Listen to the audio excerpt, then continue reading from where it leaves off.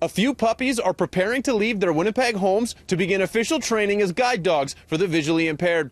The dogs have been living with foster parents for the last year, becoming socialized, experiencing new environments, and learning the basics like sit and stay. And now they can begin the formal training required to become working service dogs.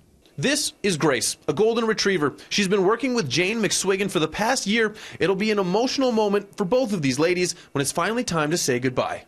Yes, it's going to be very sad. It's going to be very sad to have her go. The Canadian National Institute for the Blind turned 100 years old in 2018. Dogs like Grace are stepping up to help those in need of a service canine, and there's an important distinction for Grace and the rest of us to know. She's a working dog, not a pet. So what Grace needs to do is know that she's a service dog. So the tempting part for everybody is to touch her, to talk to her, and especially when she's in her vest. That's a time when she has to understand that she's working. Andrea Critch is a supervisor with the CNIB's foster program. She says volunteers are vital for the dogs and the program's overall success. Each dog will train with a volunteer for approximately 12 months before starting the formal training.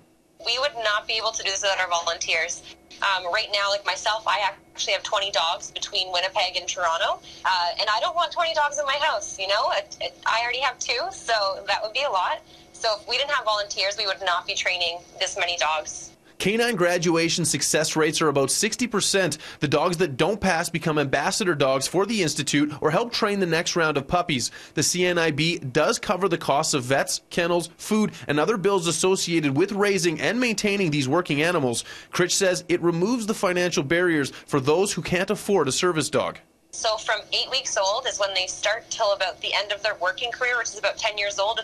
It's probably about $50,000. As much as McSwiggan and Critch spend time training the dogs, they spend a lot of additional time working with people who ignore or don't understand the rules of engagement when it comes to service dogs in public. Rule number 1, ignore the dog. Rule number 2, ignore the dog.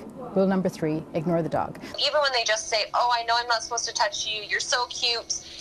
Even when you say that acknowledgement, that eye contact for a dog is confirmation that we can say hi to you. Yes, we can. You have to know if you do that you're going to be undoing some of her training. And that for Grace, that's unfair. In Winnipeg, Mark Neufeld, City News.